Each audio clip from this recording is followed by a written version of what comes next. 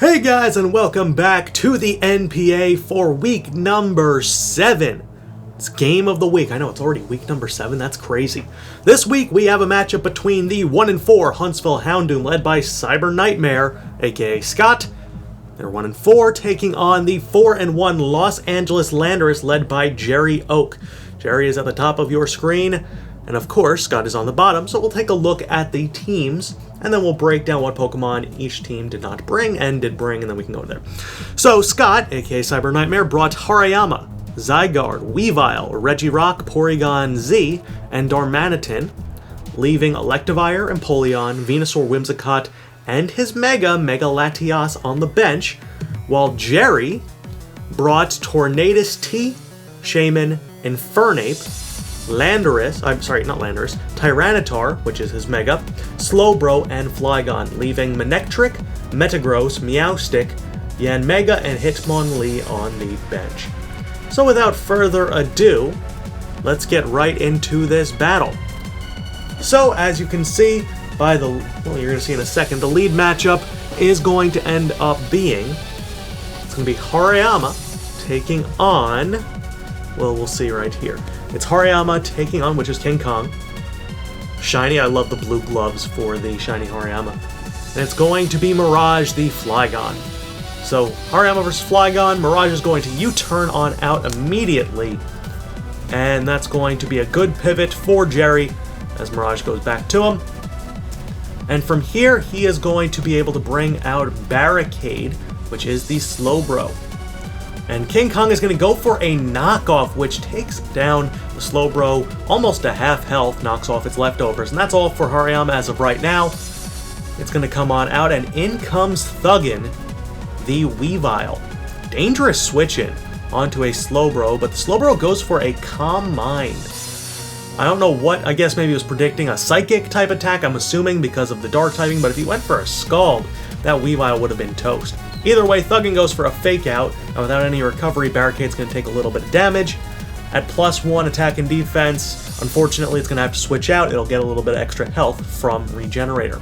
But in comes Rafiki, which is the Infernape, Firefighting type, and the knockoff comes out and does good damage, but more importantly, it takes out the Choice Scarf from the Infernape. That is really big. So in comes Rocky Road, which is, of course, the Regirock. And Rafiki goes for the U-turn instead of going for a fire-type attack or any type of fighting-type attack, which, I don't know, you could have been able to get something off, but I guess the U-turn's safe to get into a better switch, and that is going to bring in the Slowbro, which is back up to about 85% health thanks to Regenerator. So, Rocky Road, which outspeeds the Slowbro, goes for the Thunder Wave. And that's actually a really interesting play, as Barricade is paralyzed, fully paralyzed on its first turn. So, Regirock is going to get back up to full health with its leftovers, and it's going to go for the Stealth Rocks here. It takes the opportunity to set up some Stealth Rocks.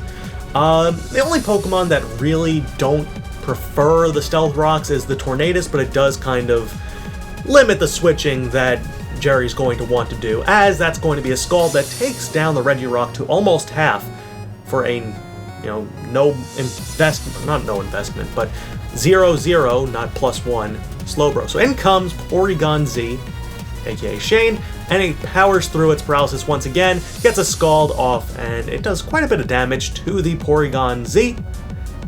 It's going to switch out the Barricade, and in comes Grimlock, the Tyranitar. So Tyranitar is easily Jerry's best Pokemon, or his favorite Pokemon to use as a sweeper. It has 12 kills already through 5 matches. That's insane. Second place on his team has 4, being Shaman.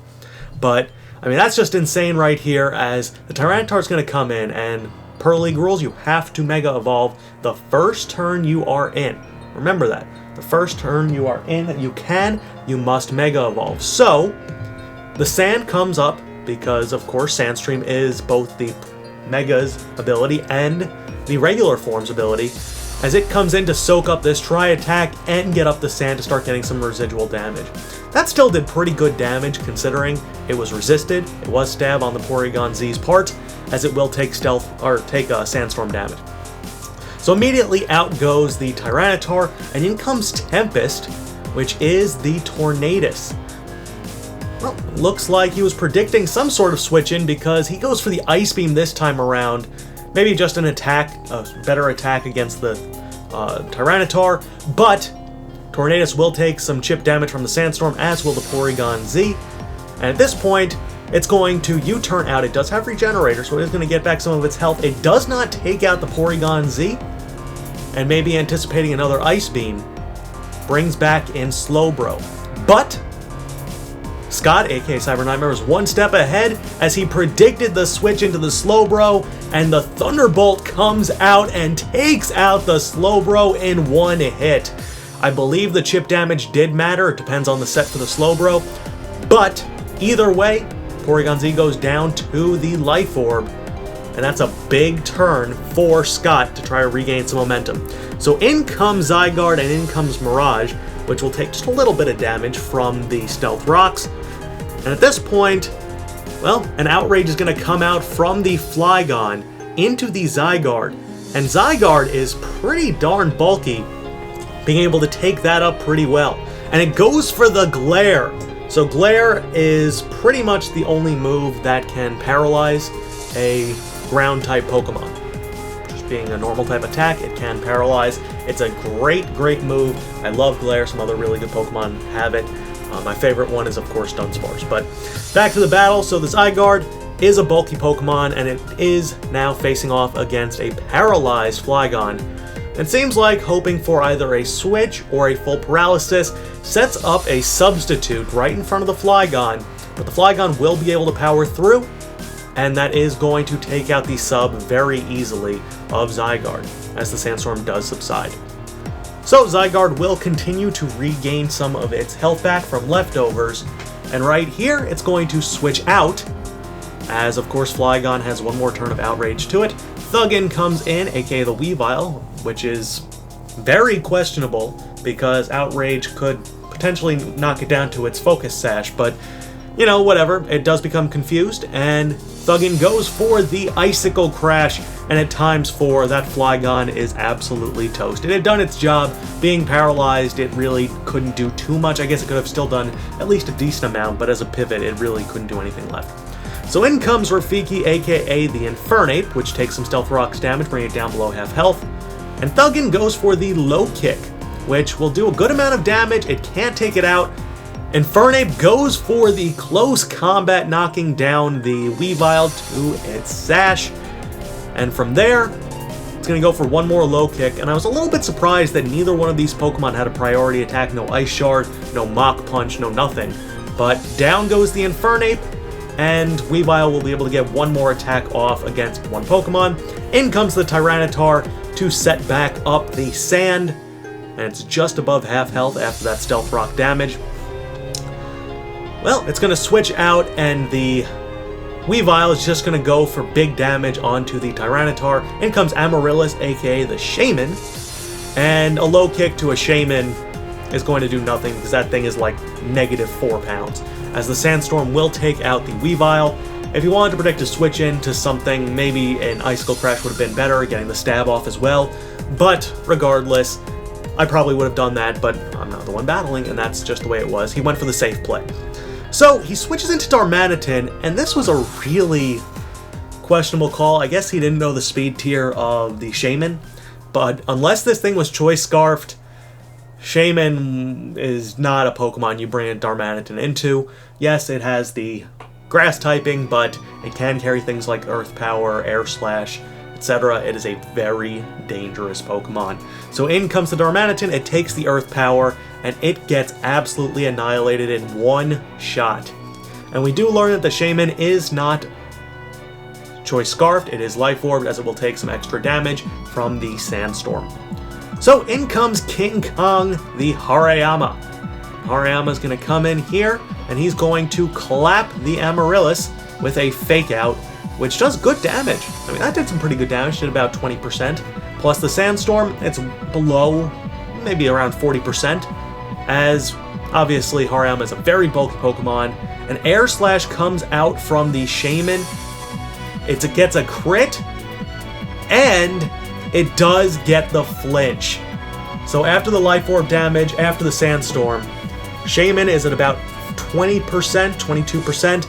And Hariyama goes for the bullet punch, and it just barely misses the knockout. The air slash comes out from the Shaman. It will take out the Hariyama, but with a life orb recoil, the Shaman goes down. So it's a very intense matchup. Zygarde is left for Scott. Obviously, he still has, on the other side, there is going to be the Tornadus and Rocky Road, the Regirock on Scott's side. So I believe those are the final 4 Pokemon of this match. I'm not positive. As the Hurricane does come out from the Tornadus, it does not do much to the Regirock, but the Stone Edge misses. That is a big miss for the Rocky Road because another Hurricane will come out. It does miss as well. And a Drain Punch comes out from the Regirock. This will not take out the Tornadus, but it is very close. It is very close to being taken out. Plus the leftovers, Rocky Road is just above half health. Unfortunately, though, the Hurricane does hit this time, and it will do, decent damage, but more importantly, it gets the Confusion. So, the Regirock is confused, but he still gets the Drain Punch off, so he powers through that RNG, and that is going to take out the Tornadus T. And it's now a 1v2. It's the Zygarde and the Regirock versus the yet-to Mega Evolve Tyranitar, as the Regirock will get close to half health, 86 HP out of 187. And in comes Grimlock, which has been absolutely, of course, Jerry's MVP this entire season. It's about 35% as the sand does get back up. 12 kills to 1 death so far for Tyranitar, plus 11 differential is absolutely absurd, as it does Mega Evolve. And, well, Grimlock is about to add 1 more to its total. It goes for the Earthquake, and that Regirock is going to survive. But the Confusion is still in play, and it does not go down yet.